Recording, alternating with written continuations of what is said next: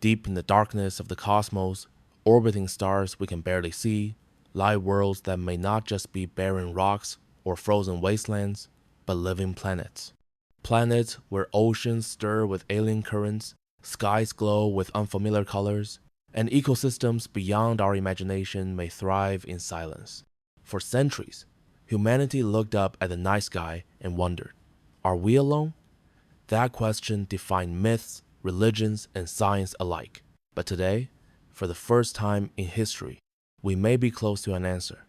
Modern telescopes allow us to see thousands of distant worlds, and among them, scientists believe a handful stand out as the most likely homes for alien life.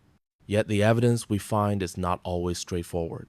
What may look like a perfect oasis could be a lifeless trap, while the strangest, most inhospitable planets might hide life forms that defy our expectations. What if the universe is already teeming with biology, and we simply haven't learned how to recognize it? The journey to uncover alien life begins with an astonishing realization. Earth is not unique. For most of human history, we thought our planet was the only world capable of supporting oceans, atmospheres, and life. Then, in the 1990s, the first confirmed exoplanet was discovered orbiting a distant star. That moment shattered our isolation. Since then, astronomers have identified over 50 confirmed exoplanets, each with unique properties, some scorched by blazing suns, some frozen in eternal night, and some resting in the delicate balance known as the habitable zone, where liquid water could exist. Within this staggering diversity, we search for echoes of ourselves, worlds where alien civilizations might one day look back at us and ask the same question. But life may not be confined to planets circling stars like our own sun. Strange moons in our own solar system challenge everything we thought we knew about habitability. Beneath the icy crust of Europa, one of Jupiter's moons, lies a global ocean deeper than any on Earth. Hydrothermal vents at the seafloor could provide energy for microbial life, just as they do in Earth's deepest trenches. On Saturn's moon Enceladus, geysers of water vapor spew into space, carrying organic molecules and chemical energy. If life can thrive in these hidden oceans, then habitable worlds may be far more common than we imagined, existing not just in the light of stars, but in the shadows of giant planets across the galaxy. This realization transforms the search for alien life from a narrow hunt to a cosmic quest. Planets once dismissed as too strange or too distant now appear as candidates for biology. But the real challenge lies in detection. Life leaves behind signatures, atmospheric gases, chemical imbalances, heat patterns, or even artificial structures. On Earth, oxygen, methane, and carbon dioxide are clear biosignatures, produced by billions of organisms. If we detect similar chemical fingerprints on distant worlds, it may be the first whisper of alien biology. But here lies the danger. Natural processes can mimic these signs, creating false positives that mislead us into believing a lifeless planet is alive. Conversely, alien life may operate on biochemistries we cannot yet imagine, leaving behind signatures invisible to our instruments. What if life is everywhere, but our narrow perspective blinds us to it? Among the thousands of exoplanets discovered, a few demand our attention more than others. These are the worlds where conditions resemble Earth's most closely, or where alien oceans and atmospheres create tantalizing possibilities. Astronomers scan their skies for dimming starlight as planets pass in front of their suns, revealing details of size, orbit, and atmospheric composition. Each discovery feels like opening a page from an ancient book of worlds. We see rocky planets close enough to touch in our imagination, blue giants covered in water, and scorched super-Earths clinging to survival. And yet, some of these planets are so strange that they force us to reconsider what it even means for a world to be habitable. Consider Kepler 450 Tub, sometimes called Earth's cousin. Orbiting a star remarkably similar to our Sun, it lies in the habitable zone, where temperatures could allow liquid water. But it is larger and older than Earth, raising questions about whether its oceans, if they ever existed, might already have boiled away. Perhaps civilizations rose and fell there long before humans emerged, their traces erased by geological time. Or perhaps life clings stubbornly beneath its surface, waiting for us to discover it. The very age of Kepler 452 forces us to confront unsettling thoughts. If older Earth-like planets exist, some billions of years ahead of us in development, then alien civilizations could have risen to unimaginable heights and vanished before we even knew they were there. Closer to home lies Proxima Centauri b, orbiting the nearest star to our solar system. Just over 4 light-years away, it offers a tantalizing possibility, a rocky planet in its star's habitable zone. But its sun is a red dwarf, prone to violent flares that might strip away atmospheres and sterilize surfaces. Does this doom Proxima b to be barren, or could alien life adapt to such extremes? On Earth, microbes survive in boiling acid pools, frozen deserts, and radioactive waste. Perhaps Proxima's life, if it exists, has evolved defenses against constant radiation storms, thriving in ways we can barely imagine. If so, Proxima b could be the closest home for alien biology, hiding just beyond our reach. Yet, not all promising worlds orbit nearby stars. Some, like TRAPPIST-1's family of planets, offer multiple candidates at once. This dim red dwarf star hosts 7 Earth-sized planets, 3 of which rest in the habitable zone.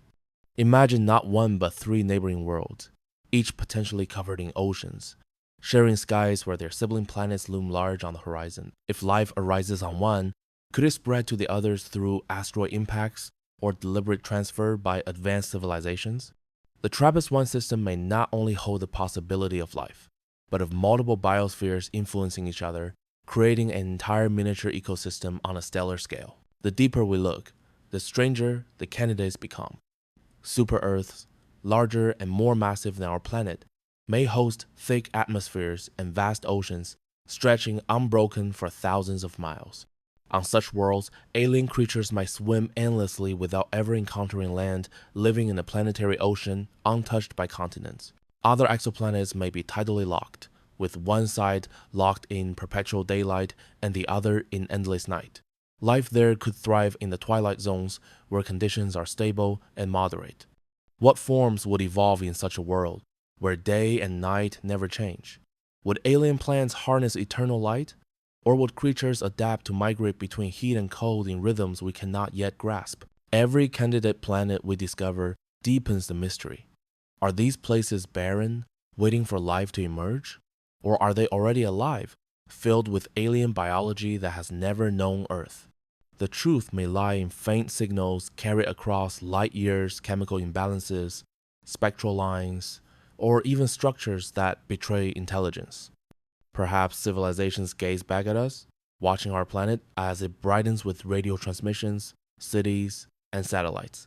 Perhaps they already know we exist. But before we can answer that, we must learn to read the signs hidden in starlight. We must refine our instruments to see not just planets, but atmospheres and surfaces, to detect oceans, continents, and clouds. Each discovery will bring us closer to answering the oldest question. We are on the threshold of realizing that the galaxy is not silent, it is speaking to us in the language of worlds. The challenge is whether we can finally learn how to listen. The more worlds we discover, the clearer it becomes that habitability is not a simple checklist of Earth-like conditions. Some planets may be far more suitable for life than Earth itself, their chemistry and environments optimized for stability across billions of years. Astrobiologists sometimes call these super-habitable worlds. They may be slightly larger than Earth, providing more surface area for ecosystems to flourish. Their atmospheres might be thicker, offering stronger protection from radiation while sustaining climates that remain stable for eons. Orbiting smaller, longer-lived stars, these planets could nurture life, not for billions, but trillions of years, enough time for alien civilizations to rise, fall, and rise again countless times.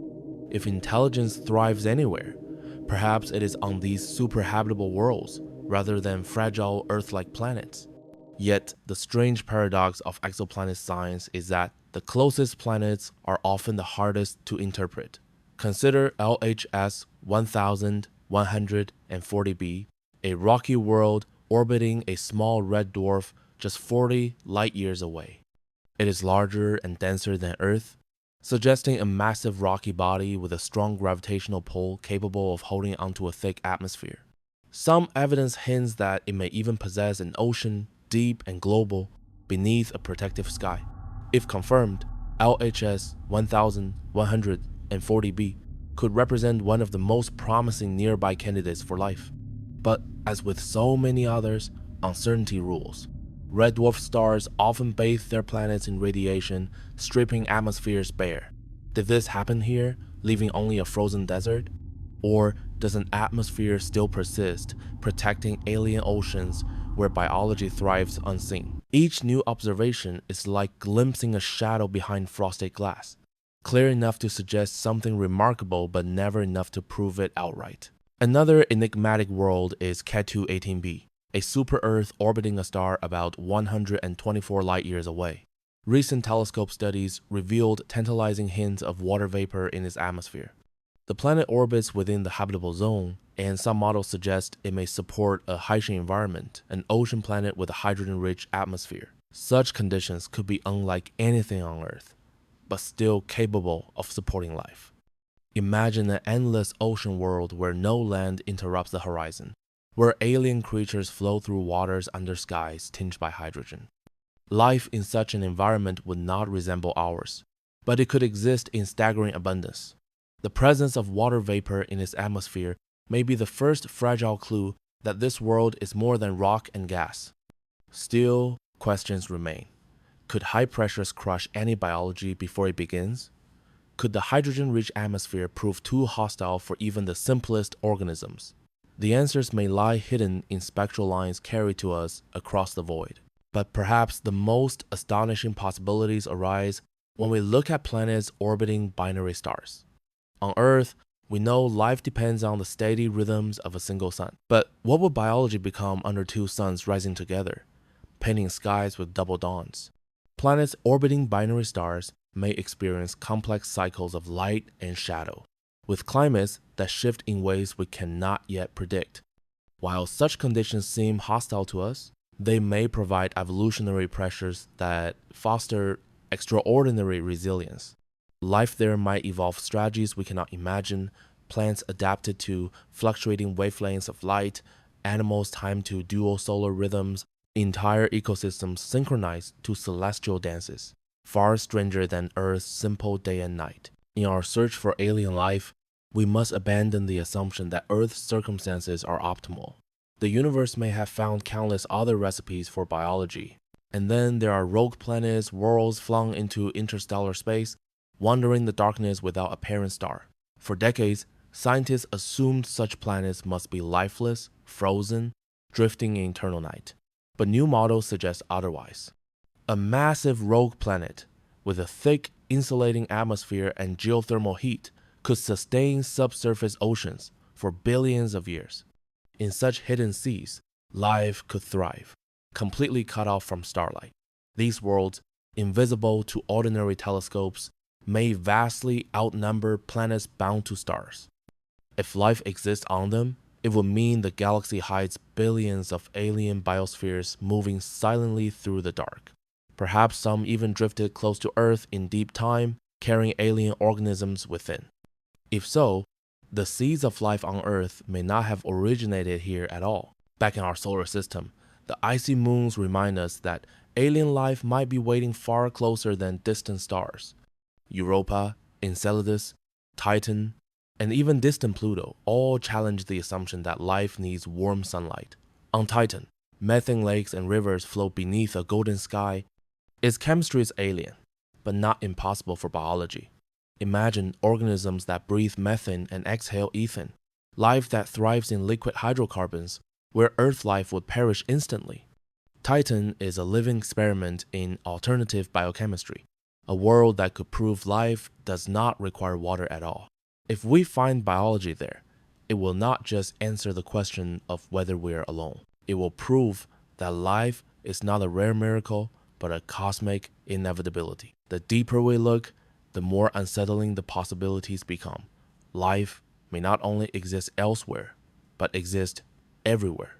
Oceans beneath ice, atmospheres thick with gases, rogue worlds lost in darkness. Planets orbiting twin suns all could be alive in ways we have never conceived. Our problem is not whether life exists, but whether we are capable of recognizing it when we see it. If our instruments detect oxygen on a distant planet, will we immediately declare it alien biology? Or will we hesitate, wondering if natural processes could mimic such a signal? If we find methane mixed with carbon dioxide, will we see the hand of biology or dismiss it as chemistry? Perhaps the real challenge is not in finding life, but in overcoming our own biases, shaped by the narrow experience of Earth. Each of these candidate worlds, LHS 1140b, Keck 218b, the TRAPPIST-1 planets, Europa, Titan, and countless others offers not just scientific intrigue, but a profound philosophical challenge. If we find even a single living organism beyond Earth, it will shatter the illusion of human uniqueness forever. But what if we find not just life, but intelligence? What if civilizations already watch us from nearby systems, their instruments far surpassing ours, waiting to see whether we survive our own adolescence? That possibility hovers at the edge of our imagination, both terrifying and exhilarating. The search for alien life is not simply about answering curiosity. It is about redefining what it means to be human and where we fit within the ancient story of the cosmos. When we imagine alien life, our minds instinctively reach for something familiar. Oceans, forests, creatures with eyes, limbs, and recognizable anatomy. But the deeper our search extends, the more the universe resists these expectations. Life, if it is common, may look nothing like us or like anything we have ever seen. Some of the most promising candidate planets may be alive in ways so strange that even recognizing them as living worlds will test our imagination. This possibility reshapes how we define habitability. Perhaps it is not about Earth-like climates at all, but about environments where chemistry can sustain complex, self-replicating systems. No matter how bizarre, astronomers studying the atmospheres of exoplanets often focus on biosignatures, the chemical fingerprints life leaves behind. Oxygen, methane, nitrous oxide, and complex organics are the most familiar candidate. On Earth, oxygen in the atmosphere is a direct product of photosynthesis, and its coexistence with methane is unstable without constant replenishment by living organisms. Detecting such a disequilibrium on another planet would be a strong hint of biology. Yet, there is a danger hidden in this method. We may be biased toward looking for life that mirrors our own. Alien organisms might not rely on oxygen at all. Their metabolisms could use sulfur, ammonia, or exotic compounds that would look lifeless to us. Some planets we dismiss as barren today may in fact teem with unfamiliar ecosystems. Take the example of Ketu 141, a planet so close to its star that its surface is covered in oceans of molten rock, with winds carrying vaporized stone across the horizon. No scientist seriously expects biology to thrive there. And yet, what if life can arise from exotic chemistry beyond our comprehension? What if self-replicating mineral structures evolve in seas of lava, processing energy and information in crystalline forms? Our own planet has shown us that life can emerge in boiling vents, acidic pools, and radioactive waste. To assume it cannot adapt to alien extremes may underestimate the universe itself. Perhaps the most promising worlds for alien life are not those that resemble Earth, but those that challenge every definition we hold. Still, we cannot ignore the planets that do appear to mirror Earth most closely.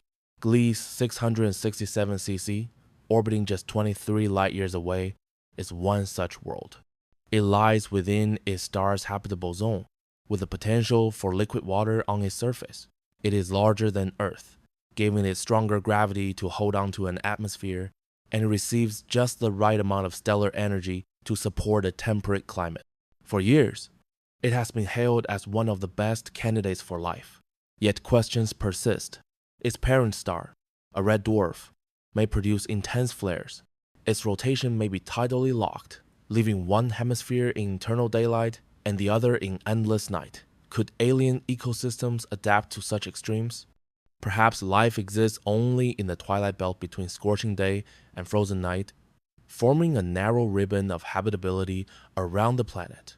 If so, that world could be home to creatures that know no sunrise or sunset, but live forever in the dim glow of an eternal dusk. Even stranger candidates are found in planetary systems with unusual chemistry. WASP-39b, a gas giant, surprised scientists when its atmosphere revealed traces of carbon dioxide, water, and sulfur compounds. Though too hot and gaseous for life as we know it, such planets may serve as laboratories for prebody chemistry on a colossal scale.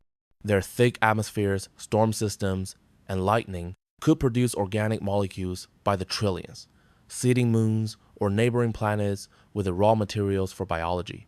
In this sense, some of the best candidates for alien life may not host life themselves, but may act as cosmic nurseries, scattering the building blocks of biology across interstellar space. This idea leads to the unsettling concept of panspermia, the possibility that life does not arise independently on each planet, but spreads from one world to another. If comets, asteroids, or even deliberate intervention by advanced civilizations scatter microbes across the galaxy, then the same biological seed may sprout on countless planets. Alien life elsewhere might not be wholly alien at all. It might share deep ancestry with Earth. If true, the discovery of life beyond Earth may also be the discovery of our own cosmic relatives. Imagine finding microorganisms on Europa or Mars, only to realize they share genetic structures that trace back to Earth's earliest biology. Would that prove life is rare and spreads like a contagion?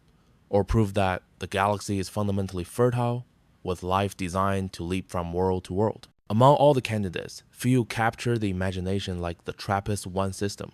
7 Earth-sized planets orbit a single red dwarf star, and 3 of them fall within the habitable zone. Scientists speculate that oceans could exist on several of these worlds. What makes TRAPPIST-1 so intriguing is not just the possibility of one habitable planet, but the chance of several in the same system. If life emerges on one, asteroid impacts could carry it to others, spreading biology across the system. This creates the possibility of a miniature galactic ecosystem within a single star system. Imagine not one biosphere, but several, each evolving in parallel, exchanging genetic material and influencing one another's development. Civilizations in such a system might look to their neighboring skies not as unreachable stars, but as attainable destinations, visible and tempting every night, yet for every hopeful candidate, there are countless worlds that remind us of danger. Some planets may look habitable at first glance but hide lethal traps. A world with a thick atmosphere may appear stable but could be dominated by crushing greenhouse effects, turning it into a furnace like Venus. Others may be locked in cycles of violent climate swings, with ice ages and infernos alternating so quickly that no ecosystem can adapt. Some may be bombarded by radiation, or stripped of their atmospheres entirely by the anger of their stars. The search for alien life is not only about finding worlds that resemble paradise, but also about learning to recognize false promises, planets that seduce us with hints of habitability but are, in truth, dead. Every discovery raises the same haunting question. If habitable planets are so numerous, why have we not yet found definitive proof of alien life? This silence is the essence of the Fermi paradox. Perhaps the candidates we believe most promising are lifeless after all. Perhaps life is vanishingly rare, a fragile accident unique to Earth. Or perhaps it is everywhere, but invisible, hidden in forms we do not yet know how to see.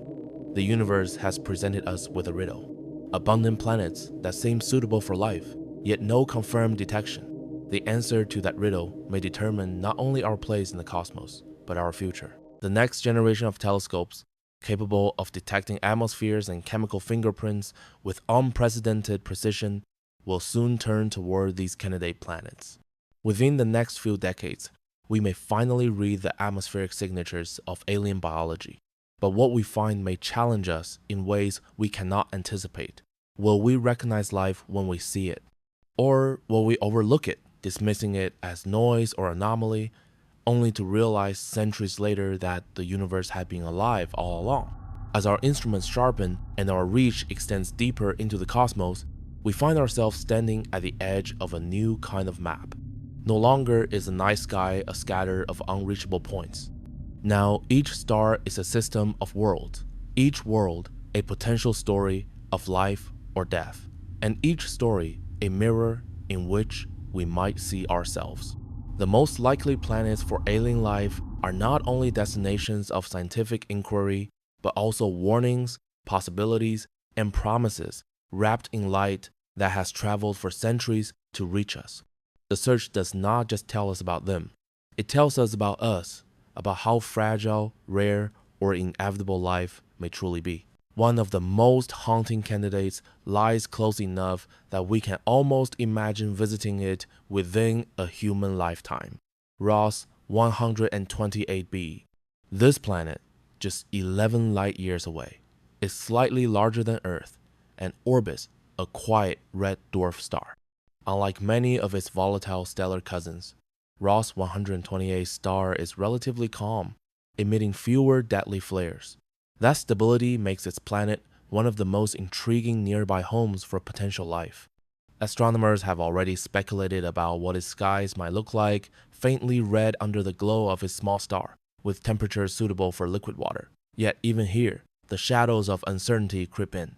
Does it have an atmosphere, or did stellar winds strip it away long ago? If it still possesses oceans, do they shelter simple microbes or complex ecosystem? The truth remains hidden, carried in spectral signatures we can barely detect. Further out, another extraordinary system draws our gaze, Kepler 186f. This planet, the first Earth-sized world discovered in the habitable zone of another star, orbits 500 light-years away. Its star is cooler and redder than our Sun, meaning that any plants evolving there might not be green, but crimson or black, absorbing every photon of scarce light. Imagine forests of shadow-colored vegetation stretching across alien continents, photosynthesis tuned to red light instead of yellow. The world could be alive with life forms utterly adapted to their dim sun. If we could walk there, we might find ourselves standing under a blood-red sky, surrounded by landscapes of strange beauty. But the same traits that make it fascinating also make it uncertain. Cooler stars often flare violently, threatening life with radiation. Could alien organisms evolve resilience strong enough to endure? Or is Kepler 186f a dead world cloaked in silence, a false twin of Earth? Some candidates unsettle us not because they are similar to Earth, but because they are older. Tau Ceti E, orbiting a star just 12 light-years away, may be billions of years older than our planet. If conditions were suitable, life there could have emerged long before Earth's first cells. Civilizations could have risen, flourished, and vanished into dust while our world was still young. The idea of an older Earth-like planet forces us to confront our own fleeting timeline. If intelligent life emerged there, what became of it? Did it master sustainability and survive for billions of years? Or did it collapse, leaving only chemical ghosts in the atmosphere? When we search Tau Ceti E for biosignatures, we may not just be seeking life, we may be seeking the ruins of civilizations erased by deep time. The concept of deep time echoes in another candidate, Kepler 62. Slightly larger than Earth, orbiting a star smaller and older than the Sun, it may possess oceans and continents where life could thrive. Models suggest it might be covered in water, a planet of seas and archipelagos where alien ecosystems stretch unbroken across vast horizons. If so, its biosphere could dwarf Earth's in scale and diversity. On such a world, intelligent life would not be a rarity, but almost an inevitability given enough time. And yet, like so many others, it remains out of reach, its signals faint, its atmosphere invisible to current instruments. The mystery endures, hanging in the void like a secret waiting to be told. But we cannot limit our imagination to what seems comfortable. Some of the most promising environments for life may look hostile by human standards. Consider planets orbiting ultra-cool dwarf stars so faint that their habitable zones lie extremely close. Planets here are likely tidally locked, with one hemisphere scorched by perpetual daylight and the other frozen in endless night. Yet between these extremes lies a band of twilight, where temperatures could be stable. Imagine an entire biosphere, stretched across a thin strip of land and ocean circling the planet. Life evolving in the eternal glow of a permanent sunset. Alien ecosystems could thrive there, with organisms adapted to gradients of heat and cold, never knowing the rhythm of sunrise or nightfall. Such planets may be abundant, far more common than sun-like systems, meaning that the galaxy's most likely homes for life may be nothing like Earth at all. Even more startling are the implications of water worlds, planets completely covered in oceans with no land to break the surface. Astronomers believe many super-Earths could be such water worlds, with oceans hundreds of miles deep. Beneath the crushing pressure, chemistry may unfold in ways we cannot predict. Alien life could emerge in forms unbound by continents, existing entirely in fluid environments. Without land, fire, or metallurgy, intelligent life on such a world might never build technology as we know it. Civilizations might exist in vast underwater societies, communicating through sound, light, or bioluminescence, never developing spaceflight, but thriving in stability for millions of years. If these worlds dominate the galaxy, then alien life may be plentiful, but forever hidden beneath waves, unreachable and unseen. The idea of abundance brings us back to a haunting paradox. If so many worlds appear suitable, why has none spoken to us? Why have no alien signals crossed the void? Some scientists argue that the silence itself is evidence. Either civilizations are rare, or they self-destruct before achieving interstellar reach. Others suggest a darker possibility that intelligent life hides deliberately, avoiding detection in a galaxy where survival may depend on secrecy. If so, the planets we call promising may not be silent because they are lifeless, but because their civilizations learn to keep quiet. Every candidate planet tells a different version of the same story. Possibility balanced by doubt, hope shadowed by uncertainty. Ross 128b, Kepler 186, Tau Ceti E, Kepler 60, two of each one a mirror, reflecting what life could be or what life might fail to become. The most likely planets with alien life are not only scientific targets, they are philosophical challenges. Each discovery forces us to ask whether life is rare or inevitable, fragile or enduring, unique or universal. And in that question lies the deepest mystery of all. What does it mean for us, here on Earth, to be alive? The search for alien life forces us to rethink our most basic assumptions about where biology can emerge. On Earth, we long believed that life required sunlight, oxygen, and temperate climates.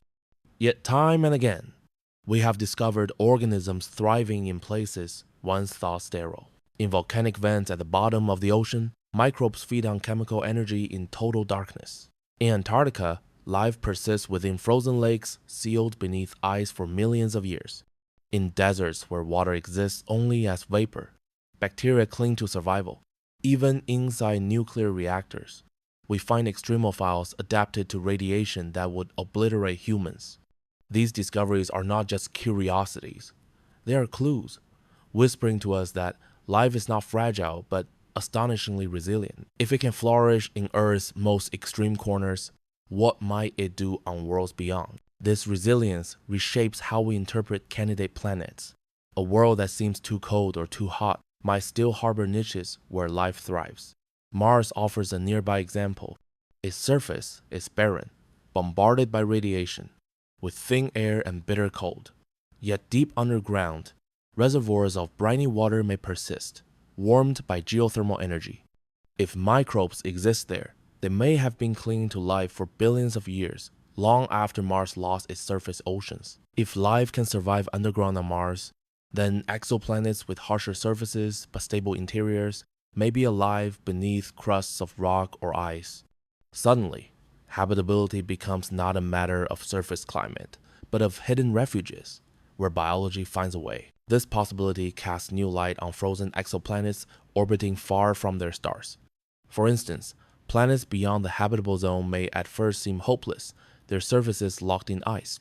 But if they are large enough, their interiors could retain heat, producing subsurface oceans like those suspected on Europa and Enceladus. These hidden seas, shielded from cosmic radiation, might offer stable havens for biology. life in such environments would never see the stars. Its evolution would unfold in eternal darkness, guided by chemical gradients instead of sunlight. To us, these planets may look lifeless, but under their icy shells, alien biospheres could flourish unnoticed. Another layer of complexity arises when we consider atmospheres. Detecting life across light years often depends on reading gases in alien skies. Yet atmospheres are deceptive. A thick, carbon dioxide-rich sky might resemble the greenhouse nightmare of Venus, but with the right balance of water and cloud cover, it could sustain oceans. Conversely, an atmosphere rich in oxygen might not indicate biology at all. Certain chemical reactions can produce oxygen abiotically. The challenge for astronomers is learning to distinguish false positives from genuine biosignatures. Imagine the heartbreak of detecting oxygen on a distant planet, only to realize later it was the result of photochemical processes, not forests and oceans. Equally haunting is the reverse, dismissing a planet as lifeless, when in reality, its atmosphere hides alien metabolisms that operate differently than anything on Earth. Our search becomes even more intriguing when we realize that some promising candidates may not just host biology, but may already bear the fingerprints of intelligence. Planets with unusual atmospheric compositions, unexplained heat signatures, or structures that defy natural explanation could hint at civilizations shaping their environments. This idea technosignatures expands the scope of our search. We no longer look only for life, but for technology, energy use, and planetary scale engineering. A planet with unnatural ratios of greenhouse gases might not be experiencing natural change, but deliberate terraforming. A world glowing faintly with waste heat in the infrared spectrum might host industries or cities. These possibilities blur the line between habitability and civilization, reminding us that what we seek may not only be life, but intelligence gazing back at us. Consider Proxima Centauri b again. Its potential for habitability makes it a prime target for technosignature searches. If civilizations ever arose there, their proximity would make them our nearest neighbors in the cosmos. A signal, a structure, or a strange atmospheric marker from Proxima b would transform our understanding of the universe overnight. Yet, silence continues. We listen, but nothing answers. Is that because nothing is there? Or because intelligence, like biology itself, may exist in forms beyond recognition, civilizations that do not use radio, that do not build cities, that do not alter their skies in ways our instruments can detect? The danger is not that life is absent, but that it is present in ways invisible to us. The search for likely planets with alien life becomes a test of humility. Each discovery teaches us that our imagination is too narrow. Worlds like Ross 128b and Kepler 62 stretch our understanding of habitability. Water worlds, twilight planets, and ice-locked spheres remind us that life's adaptability defies Earth's rules. Gas giants producing organic storms suggest that prebiotic chemistry may be widespread. Even rogue planets drifting in darkness force us to ask whether biology needs starlight at all. Each of these candidates is more than a dot of light. Each is a potential revelation about the nature of life itself. But as our list of promising planets grows, so too does a troubling thought. If the galaxy contains so many possible homes for life, then silence becomes even more mysterious. Thousands of worlds could harbor oceans, atmospheres, and chemistry ripe for biology, yet not one has sent us an undeniable signal. Perhaps they're out there, but too far. Perhaps civilizations live and die on timescales that rarely overlap. Or perhaps we're looking in the wrong way, expecting alien life to resemble us. If life has arisen multiple times across the galaxy, then the true challenge is not in finding it, but in learning to recognize it when we finally see it. The next steps in our exploration will determine whether these worlds remain mysteries or become revelations. Space telescopes like the James Webb and its successors will peer into alien atmospheres, searching for the faint whispers of oxygen, methane, or exotic chemistry. New generations of instruments will detect the dim glow of oceans, continents, and perhaps even cities. Each observation carries the potential to rewrite history, to change "Are we alone?" into "Who else is out there?" And when that answer comes, it may not point to just one planet, but to many. A galaxy filled not with silence, but with voices we are only beginning to hear. When we gaze at the catalog of distant worlds, we cannot help but see our own reflection. Each planet we label promising is chosen because it reminds us of Earth in some crucial way: its size, its orbit, its atmosphere, or its potential for oceans. But what if this bias blinds us? What if the true abundance of alien life thrives in environments that look nothing like our own? To find the most likely planets with life, we must balance two perspectives: the comfort of the familiar and the daring possibility of the unknown. Only by holding both can we hope to glimpse the truth hidden in starlight. Among the familiar candidates, Earth twins remain our strongest anchors. Kepler 452 continues to intrigue astronomers as one of the closest analogs to Earth discovered so far. Its star, similar to the Sun, and its orbit within the habitable zone make it a natural focus of speculation. But it is also older by more than 1 billion years. That extra time may mean oceans long evaporated, continents long eroded, and perhaps civilizations long extinguished. Or it may mean that life there has had longer to mature, to diversify, to develop intelligence, and to build histories that dwarf our own. The haunting question lingers. If Earth-like conditions inevitably produce civilizations, then Kepler 452 could have been the stage for alien societies long before humans learned to stand upright. Its silence may not be emptiness, but aftermath. Moving closer, we find planets that defy the neat boundaries of the habitable zone. Some worlds, though technically outside the Goldilocks region, may sustain life through greenhouse effects, geothermal activity, or tidal heating. Gliese 581, once dismissed as too cold, may in fact host oceans beneath a dense atmosphere. Models suggest it could be a water-rich world warmed by carbon dioxide, providing stable climates capable of supporting alien biology. If true, then life may be possible in far more places than we thought, thriving on worlds we once ignored. The discovery of such a biosphere would be revolutionary, forcing us to admit that our rules for habitability are only fragments of a much larger pattern, but the unknown beckons as strongly as the familiar. Consider planets with exotic chemistries where hydrogen or methane dominate instead of oxygen and nitrogen. On such worlds, alien metabolisms could operate on foundations entirely foreign to us. Titan, Saturn's moon, gives us a preview: methane rivers, ethane seas, and an atmosphere rich in hydrocarbons. Though no Earth life could survive there, alien organisms might find it ideal. If Titan proves habitable, then exoplanets with similar conditions may also host biology. Suddenly, the most likely planets with life include worlds we once dismissed as poison worlds or chemical oddities. Perhaps our galaxy is full not of Earth-like planets, but Titangen-like ones. Their skies heavy with methane clouds, their surfaces alive with forms unimaginable to us. The deeper question becomes, how do we recognize life so alien? Our instruments search for oxygen, carbon dioxide, and water because we know them. But if a world breathes methane or drinks ammonia, our readings may look lifeless, even as ecosystems thrive below. The risk is sobering. We may be staring at evidence of alien life already, dismissing it because it does not fit Earth's template. Every candidate planet forces us to confront our limited imagination. The most likely homes of alien biology may be those we least expect, hiding in plain sight among data we already hold. And then there are the giants, planets so massive they blur the line between planet and star. Gas giants themselves may not host life, but their moons could be fertile.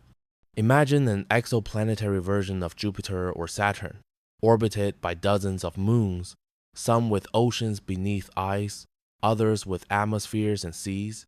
Such systems could be more promising than single rocky planets, offering multiple chances for biology to emerge.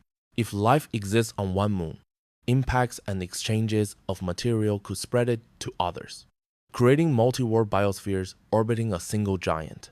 Some of the most likely homes for life may not be planets at all, but moons orbiting giants in distant systems, each one a hidden cradle of biology. The challenge is scale. Our instruments are powerful, but they remain crude compared to the immensity of the task. Detecting life across light years means relying on faint signals, tiny changes in starlight, minute shifts in spectra, subtle atmospheric markers. Even when we see these hints, certainty eludes us. Is methane the breath of alien microbes or the exhalation of volcanoes? Is oxygen the signature of forests or a product of chemistry alone? For every candidate planet, doubt shadows discovery. And yet, the sheer number of promising worlds suggests that at least some must be alive. If not, the silence of the cosmos becomes even more mysterious, perhaps even unsettling. There is also the possibility that life exists in stages we cannot yet interpret. A planet may be teeming with microbial life but show no clear atmospheric markers. Or it may host complex ecosystems that alter their world in ways too subtle for us to detect. Alien life may not announce itself with grand signals, but whisper quietly through chemistry, waiting for us to notice.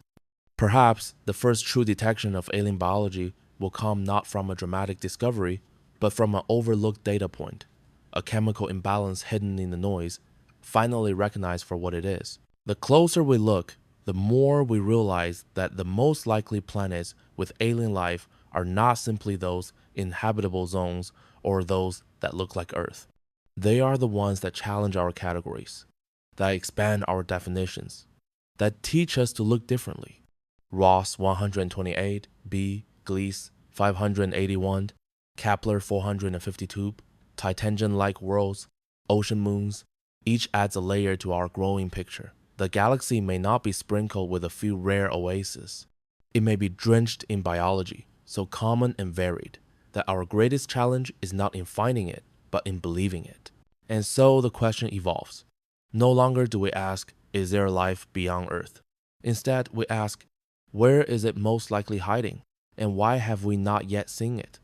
The answers may lie in the light of distant stars, in the atmospheres of planets orbiting quietly, in the frozen seas of moons circling giants, or they may lie in the limitations of our vision, our assumptions, and our imagination. The universe may already be alive in ways we cannot yet see. And when we finally do, the discovery will not just be about them. It will be about us, about the boundaries of our knowledge and the courage required to move beyond them. The closer we study alien worlds, the more we begin to recognize that habitability is not a fixed condition but a shifting balance of forces. Atmospheres evolve, stars flare and fade, oceans rise and vanish. A planet that looks like paradise today may become uninhabitable tomorrow, while a frozen wasteland could thaw into a fertile cradle of life millions of years later. This constant change reminds us that the most likely planets with alien life are not necessarily those we see as perfect right now, but those that have remained stable long enough for life to emerge and adapt. Longevity may be the real key to alien biology. Stars play the most crucial role in this equation. Sun-like stars live for billions of years, but smaller red dwarfs endure for trillions, offering much longer windows of stability. This makes red dwarf systems some of the most promising candidates for life, despite their dangers. Their flares may strip atmospheres, yet their sheer numbers and longevity make them irresistible. Statistically, most of the galaxy's habitable planets orbit these dim stars. TRAPPIST-1, Ross 128, and Proxima Centauri are only the most famous examples. If biology thrives anywhere, odds suggest it thrives here.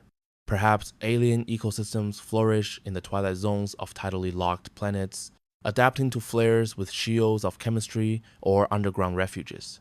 If life can adapt to such conditions, then the galaxy could be overwhelmingly alive, hidden around red stars that fill the cosmos with faint crimson light. But stars also set traps. Planets too close may lose their atmospheres entirely, blasted into barren rock. Others may be trapped in runaway greenhouse cycles, turning into infernos like Venus. Some may freeze under dim suns, their oceans sealed beneath ice. These worlds remind us that habitability is fragile, a narrow thread stretched across cosmic hazards. For every promising candidate, countless others represent what happens when balance fails. Studying them is equally important because they tell us how easily life can be erased. They are cautionary tales written into planetary physics, warnings about the limits of survival. Among the survivors, certain candidates stand out not just for their conditions, but for what they symbolize. Kepler-62 remains one of the most intriguing, a planet larger than Earth, orbiting a smaller, cooler star, possibly covered by deep oceans. If life exists there, it may not only survive, but thrive, evolving into forms that dominate vast marine ecosystems. Its surface may be alive with creatures unlike anything on Earth, sustained by stability that has lasted billions of years.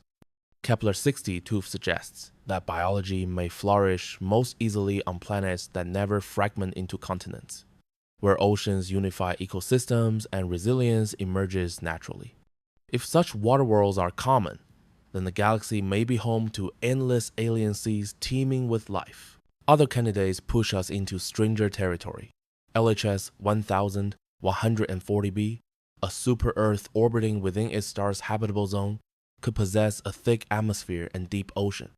Its gravity is stronger than Earth's, which might prevent water from escaping into space.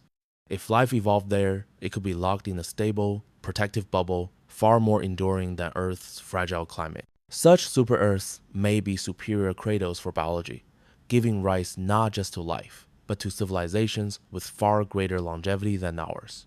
The thought is sobering. While we struggle to preserve our environment for centuries, alien societies on super-Earths may persist for millions of years, shielded by conditions far more forgiving than those of our home. As we explore these candidates, we also confront the possibility that many habitable worlds are not just habitable, but already inhabited yet not by civilizations we can recognize. A planet may host microbial mats, simple cells, or alien equivalents of algae covering oceans. Such worlds would not shine with radio signals or cities, but their atmospheres would whisper of life through subtle chemical disequilibria. The first alien biosphere we discover may not resemble a thriving civilization, but a planet covered in microscopic organisms, quietly transforming its environment. Finding such life would still be revolutionary, proving biology is not unique to Earth. Yet, it would also be humbling, reminding us that intelligence may be rare even if life itself is common. Still, intelligence remains the most tantalizing possibility. Some candidate planets older, larger, and more stable than Earth might offer precisely the conditions required for civilizations to arise and persist. If life began early on such worlds, intelligence could have evolved billions of years before us. Civilizations there could be ancient beyond comprehension, their achievements surpassing anything we can imagine, but their silence weighs heavily. If such civilizations exist, why do we not see them? Are they gone, erased by time? Or are they deliberately hidden, leaving no trace for us to detect?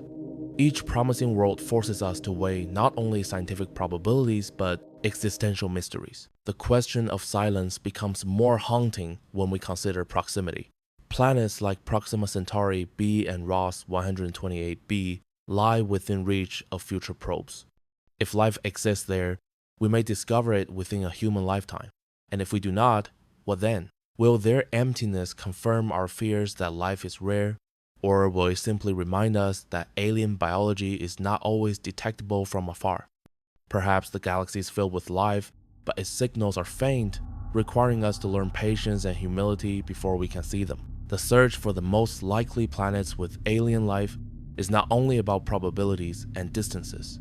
It is also about preparing ourselves for what we might find. Life, if discovered, may be microbial, complex, or intelligent. It may resemble us or be utterly incomprehensible. It may be thriving or extinct, leaving behind only chemical fossils. Each candidate planet is not just a scientific opportunity, but a mirror reflecting our expectations, fears, and hopes. We project ourselves onto these worlds, imagining alien forests, alien oceans, alien societies. But the truth may be stranger than all our imaginings. And when it comes, it will change not only our view of the cosmos, but of ourselves. The silence of the cosmos presses against us more urgently with each new discovery. Thousands of planets have now been cataloged, and dozens sit squarely within the habitable zone. Statistically, some of them must host oceans, atmospheres, and the conditions we know can sustain life. Yet, we hear nothing. This paradox haunts astronomy. abundance without evidence. It forces us to re-examine not only where we search, but how we interpret what we find. The most likely planets with alien life may already be known to us, yet remain unrecognized, their signals buried in plain sight. One explanation lies in the subtlety of biology. Life does not always announce itself with grand signals. On Earth, for nearly 3 billion years, the planet teemed with microbes but offered no obvious indication of life to a distant observer. Only with the Great Oxidation Event did Earth's atmosphere change dramatically, revealing biology through oxygen and methane. A telescope observing Earth before that time might have dismissed it as lifeless. This realization chills us. Many promising exoplanets may be alive today, but invisible. Their biospheres too subtle for our crude instruments. Life could be thriving in oceans, underground ecosystems, or microbial colonies without altering the atmosphere enough for us to notice. We may be surrounded by living worlds we cannot yet see. Another possibility is that our search is tuned to the wrong frequencies. We listen for radio signals because that is how we communicate, but alien civilizations may not. They might use laser pulses, neutrino beams, or quantum entanglement methods invisible to our detectors. If they are advanced enough, they may not use directed communication at all. They might encode knowledge into structures, energy signatures, or planetary engineering that we have mistaken for natural phenomena. In this case, the most likely planets with alien life may already bear the fingerprints of intelligence, but we lack the framework to recognize them. Consider a planet whose atmosphere contains unusual ratios of greenhouse gases. To us, it may look like climate instability.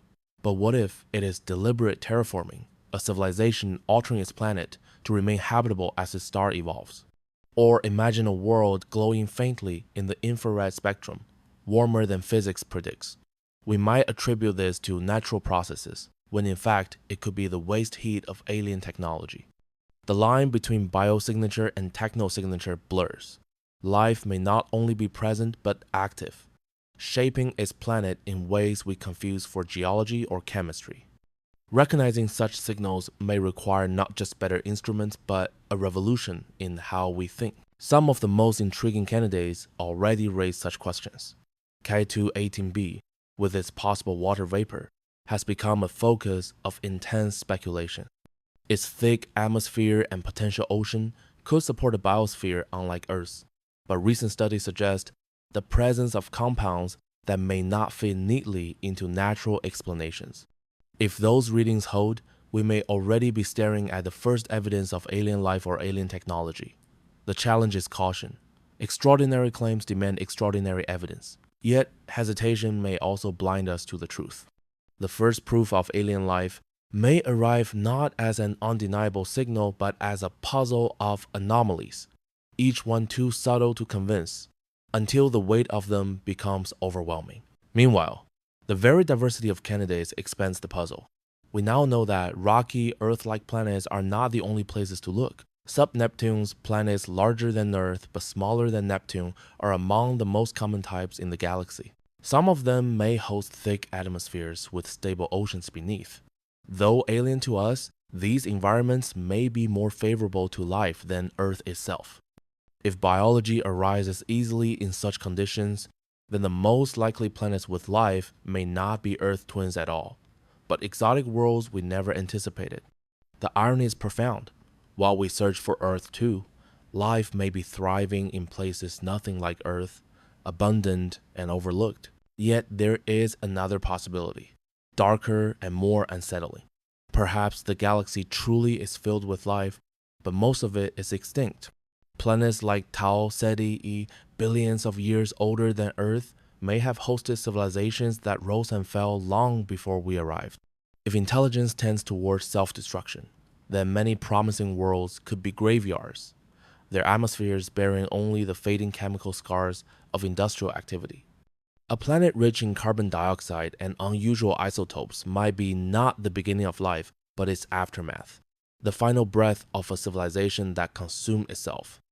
Searching the galaxy, we may find not neighbors but ruins, their silence echoing across deep time. The paradox deepens further when we consider that intelligence may deliberately avoid contact. Civilizations on planets like Ross 128b or Proxima b, if they exist, might already know about us. They could watch silently, choosing not to interfere, waiting to see whether we survive our adolescence. If this is true, then the most likely planets with alien life may never speak first. They may be part of a cosmic etiquette in which young civilizations are observed but not contacted, forced to prove their resilience before being welcomed into a larger community. If so, silence is not absence, but policy. The challenge is patience. Every candidate planet is thus more than a scientific object. It is a philosophical mirror, reflecting possibilities about life's abundance, intelligence's rarity, and civilization's fate. TRAPPIST-1's crowded system hints at multi-world biospheres. CATU-18 teases us with strange chemistry. Kepler 452 confronts us with a specter of ancient civilizations long gone. Ross 128b challenges us with its proximity. If life exists there, it is practically on our doorstep. Each world raises a question we cannot yet answer. Together they form a chorus of mysteries, demanding we expand our imagination. In the end, the silence of the cosmos may not be permanent. Our instruments are improving, our reach extending. The day may come when the light of a distant planet reveals a chemical fingerprint undeniable as biology, or when the atmosphere shows unmistakable signs of technology. That day may come not with a dramatic broadcast, but with a quiet line of data, a subtle shift in light, a whisper from across the stars.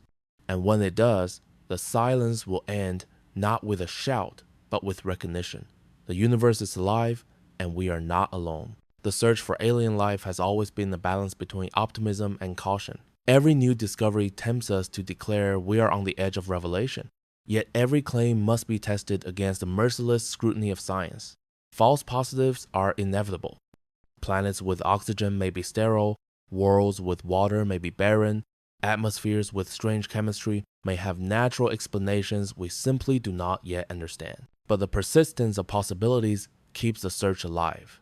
The universe continues to hand us candidates too compelling to ignore, each one another doorway into the question of whether we are alone. One such doorway lies in the system of Teegarden's star, a faint red dwarf only 12 light years away. There, astronomers have found planets strikingly close to Earth in size and orbit. Their proximity makes them tantalizing targets for future telescopes. Within a few decades, we may be able to analyze their atmospheres directly, searching for biosignatures. If life exists there, it will be among the nearest forms of alien biology, close enough to imagine future generations traveling across the gulf of space to see it firsthand. And if they are lifeless, their emptiness will sharpen the mystery. Why do such seemingly perfect worlds remain barren? Another world drawing attention is Kepler 442b. Larger and slightly more massive than Earth, it orbits within the habitable zone of its star. Models suggest it could maintain a stable atmosphere and surface water. Many astronomers rank it among the most Earth-like planets discovered so far. But Earth-like is not the same as Earth. Its gravity, its atmospheric thickness, its magnetic field, these unknowns will determine whether it is paradise or desert. Kepler 442 embodies both the promise and the uncertainty of exoplanet discovery. It might be one of the best candidates for life in the galaxy, or it might be an empty rock circling a silent star. For now, it remains a mystery suspended in light. Not all promising worlds are distant. Our own solar system continues to remind us that life may be closer than we think. Europa, with its subsurface ocean beneath an icy crust, remains one of the strongest candidates for biology. Hydrothermal vents at the bottom of its hidden seas could provide the energy life requires, just as they do on Earth. Enceladus adds another layer of intrigue, spewing plumes of water vapor into space, plumes already found to contain organic molecules. These moons demonstrate that habitability can exist in surprising places. If life is discovered in our own backyard, it will transform how we think about distant exoplanets. It will suggest that biology is not rare, but a natural outcome wherever conditions allow, even in environments far from the traditional habitable zone. Yet with every promising discovery comes a reminder of danger. Planetary habitability is fragile. Mars once had rivers, lakes, and perhaps even oceans. Today it is cold, dry, and hostile. Venus may once have been temperate, but it spiraled into a greenhouse catastrophe. These worlds warn us that being habitable once does not guarantee habitability forever. Many exoplanets we consider candidates for life may already be tombs, their oceans long gone, their skies stripped away, their surfaces scorched or frozen. Life might have emerged there once, only to vanish before we had the chance to know it. The cosmos may be full not only of living worlds, but of fossils, planets that tell stories of what might have been. The possibility of extinction carries unsettling implications for intelligence. Civilizations may emerge and vanish in cycles too short for us to ever notice. An ancient society on Tau Ceti A or Kepler 452 might have thrived a billion years ago, leaving behind no signal strong enough to survive the distance and time. When we look at such planets, we may not be seeing neighbors but graves. If civilizations tend to self-destruct, then many of the galaxy's most likely candidates for life may be littered with ruins invisible from afar. Silence, in this context, is not absence, it is aftermath. Still, not all silence must be mourned. Some of it may be deliberate. If advanced civilizations exist on nearby planets, they may choose not to reveal themselves. We assume that intelligence would seek to communicate, but survival may depend on caution. In a galaxy where predators could exist, the safest strategy is to remain quiet. Alien societies on planets like Ross 128b or Proxima b may be thriving but hidden, shielding themselves behind silence. Their worlds may look perfectly natural to us, their skies indistinguishable from uninhabited planets. Only subtle anomalies, patterns in chemistry or energy, might betray them. But without knowing what to look for, we may pass over them as if they were barren. The thought grows more unsettling when we consider our future role. If life is common, if civilizations emerge often, then silence may not be a mystery but a warning. The most likely planets with alien life may not speak because speaking invites danger. If so, then humanity stands at a threshold. We are beginning to send our own signals into the void, broadcasts that may one day reach distant civilizations. The question is whether we are announcing ourselves into a friendly galaxy or into one that has learned through bitter experience to remain quiet. Every promising candidate, Teegarden star, Kepler 442, Europa, Enceladus adds a piece to this puzzle. Each could be alive, extinct, or hiding. The truth remains locked in light and chemistry, waiting for instruments we're only just beginning to build. The James Webb Space Telescope is the first step, but future observatories will peer deeper with greater precision. Until the whispers of alien biology can no longer be mistaken for noise, the answer is coming. The only question is whether we are ready for what it will reveal. And when that day comes, it may not be just one planet. It may be many, a chorus of biospheres scattered across the galaxy, some thriving, some silent, some long dead. Together, they will tell a story far larger than our own, a story that will redefine what it means to be alive in the universe. The planets we identify as the most likely homes for alien life do more than tempt our scientific curiosity. They challenge our imagination, forcing us to think beyond the limits of Earth. Each one is a canvas on which we project our hopes, fears, and expectations. Yet, the universe does not bend to human imagination. It is stranger, older, and more vast than our dreams. The more we learn about these alien worlds, the more we are reminded that life, if it exists, may follow paths we cannot anticipate. Consider again the TRAPPIST-1 system. 7 rocky planets orbit their faint star, several within the habitable zone. To us, the system is a laboratory of possibility. Perhaps one is covered in oceans, another in deserts, another in glaciers. Perhaps some are dead, but others alive. If multiple worlds in a single system are habitable, they could exchange materials through impacts, spreading life from one planet to another. This panspermia effect could make entire systems living archipelagos where biology does not just exist, but proliferates across worlds. If so, TRAPPIST-1 may not host a single candidate for life, but a cluster of them connected through cosmic trade routes of rock and ice. And yet, habitability does not guarantee friendliness. Alien worlds might teem with biology hostile to us, organisms evolved in chemical environments toxic to human life. Their skies may be unbreathable, their waters undrinkable, their soils poisonous, but still, life there may flourish in forms beautifully adapted to conditions we would call deadly. This realization shifts our perspective. The most likely planets with life are not necessarily the ones most welcoming to humans. They are the ones most welcoming to life itself, in whatever form it chooses to take. The question is not, could we live there, but could anything live there at all? Some candidates haunt us with their age. Kepler 452b, older than Earth, forces us to confront deep time. If life began there when its star was young, civilizations could have had a billion-year head start. Imagine societies rising and falling for millennia, leaving behind layers of history beyond comprehension. Or imagine that they vanished long ago, their planet now silent, their achievements erased by erosion and tectonics. The thought unsettles us because it reflects our own uncertainty. Will Earth, billions of years from now, be another Kepler 452, a world where life once flourished, then vanished, leaving only chemical scars in the sky? Every ancient planet we study is also a vision of our own future. Closer to home, Mars reminds us that habitability can flicker like a candle. Once it had rivers and lakes, now it is a desert. Venus may once have hosted oceans. Today, it is a furnace.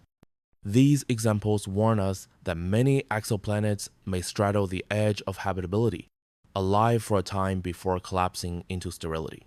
Searching the stars, we may find countless worlds in transition, their biospheres collapsing or emerging, their atmospheres shifting, their oceans evaporating or freezing.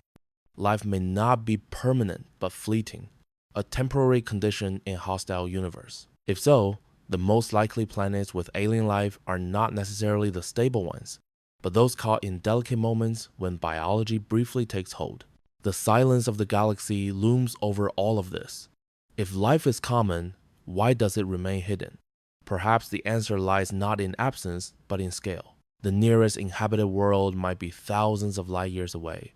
Its signals too faint to reach us.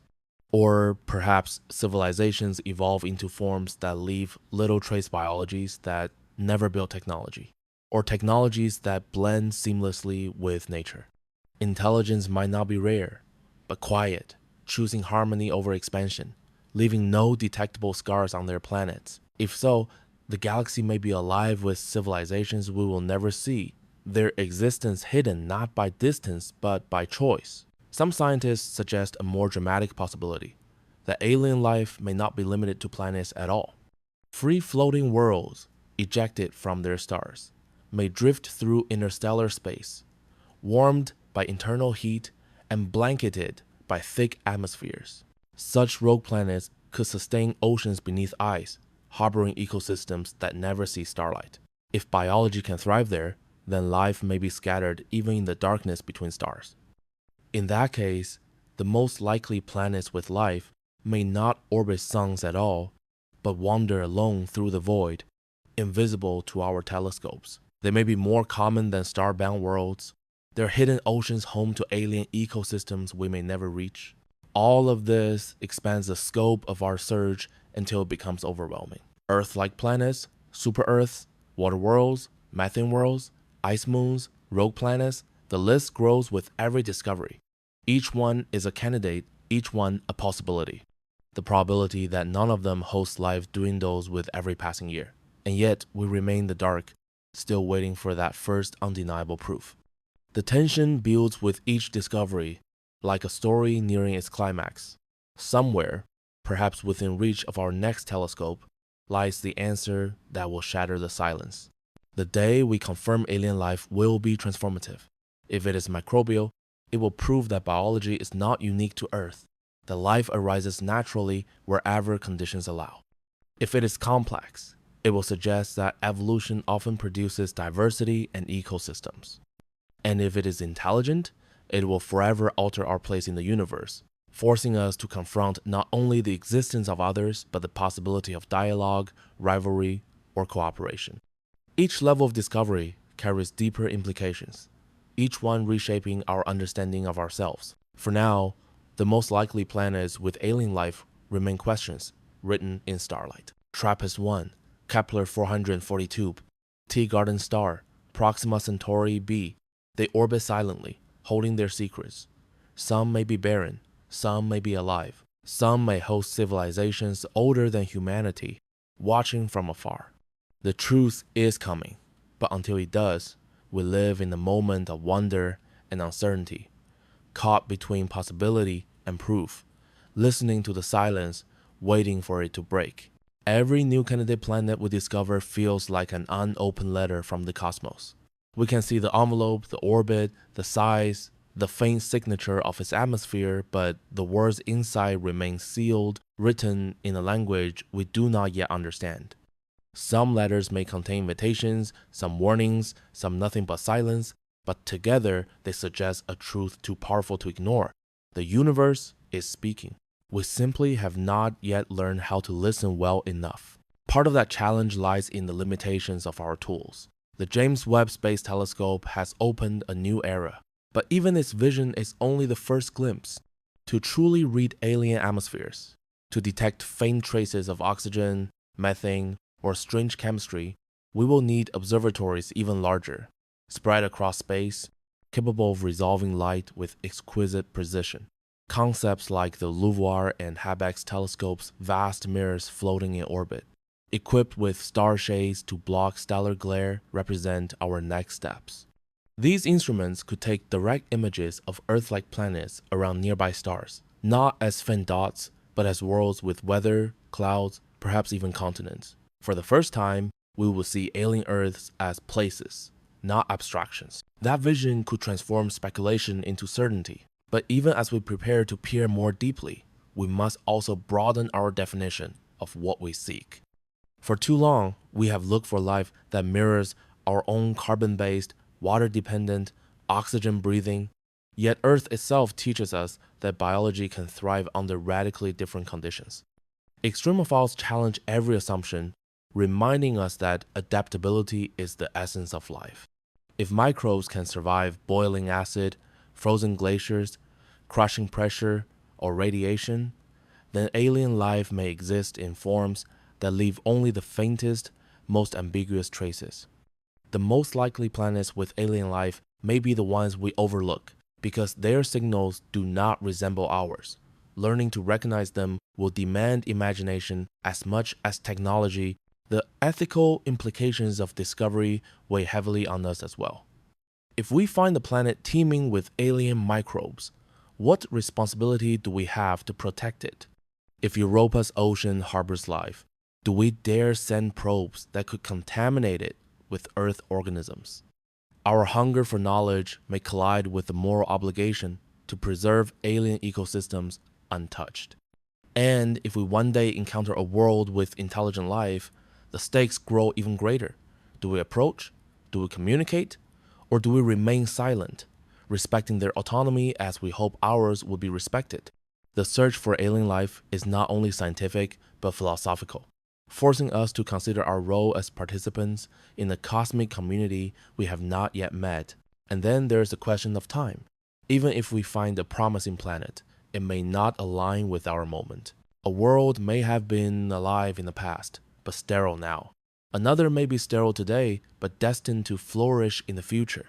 Life is dynamic, rising and falling with climates, geology, and stellar evolution. Our search captures only a snapshot, a single frame in a cosmic film spanning billions of years. The irony is profound.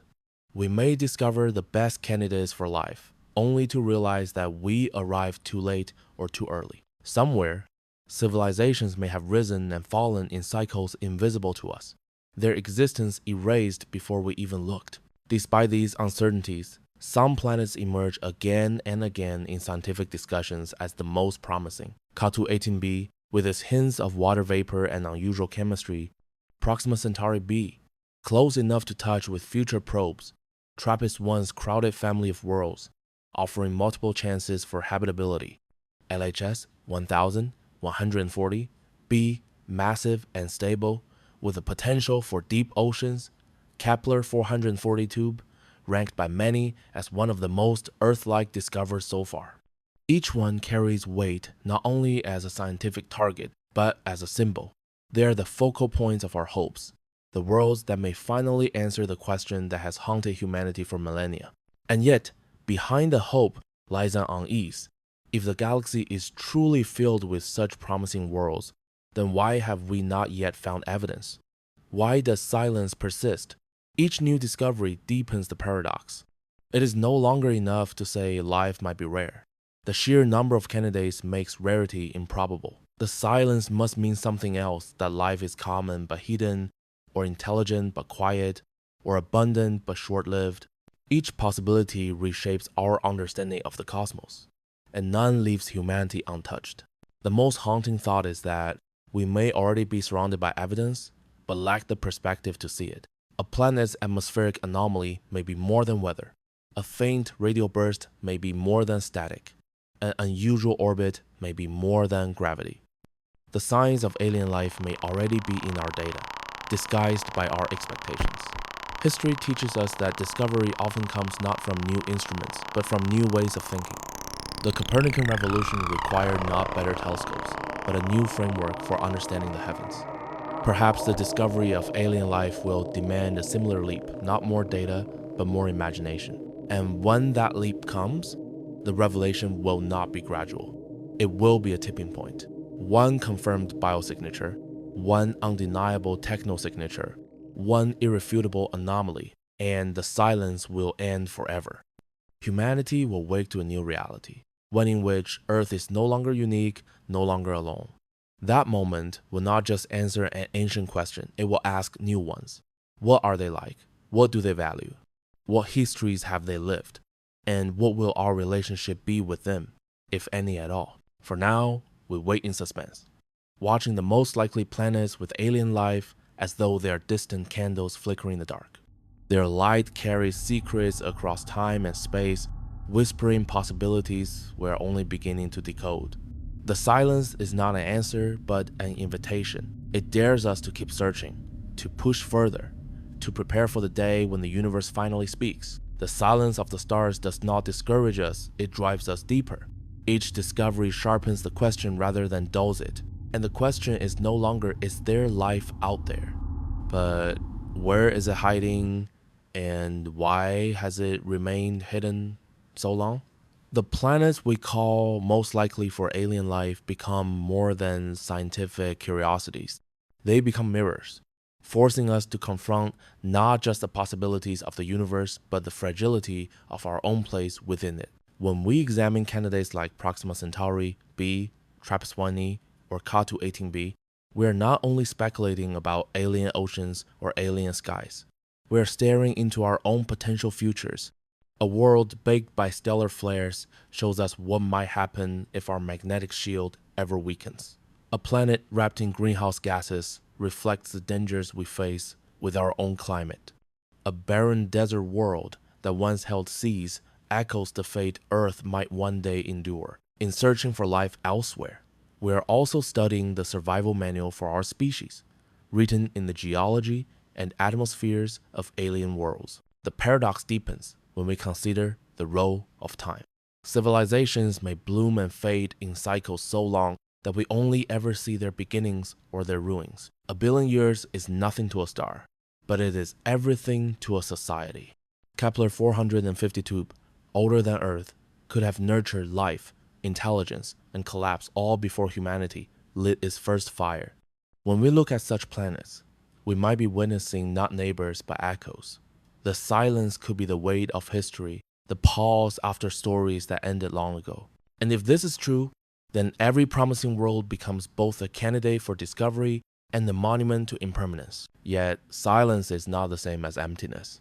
Europa's plumes whisper of hidden oceans. Enceladus leaks organic molecules into the void. Methane on Mars drifts in seasonal cycles. These nearby enigmas remind us that life may persist in places we once thought barren. If such possibilities exist within our own solar system, then how many more must exist in the thousands of systems we have only just begun to survey? The most likely planets with alien life are not rare jewels, but common stones, scattered throughout the galaxy, each holding secrets beneath their surfaces. But there's another perspective, one more unsettling. Perhaps we're being spared the truth. Advanced civilizations, if they exist, may have reasons for remaining quiet. They may watch us from nearby systems, observing without contact. Ross 128. B. Teegarden Star, or Proxima b, could harbor watchers who see us as we see primitive animals in the wild. Fascinating, fragile, not yet ready for encounter. If so, the silence is not absence but restraint, a deliberate choice to let us struggle and learn. In this interpretation, the most likely inhabited planets are precisely the ones that remain quietest. Their silence is policy, not proof of emptiness. The possibility forces us to examine our own behavior. Already we send signals into the void, broadcasting our presence to the stars. But should we? If survival favors civilizations that remain quiet, then we may be endangering ourselves. Every promising planet becomes a cautionary tale. Do they remain silent because they learned the cost of speaking too loudly?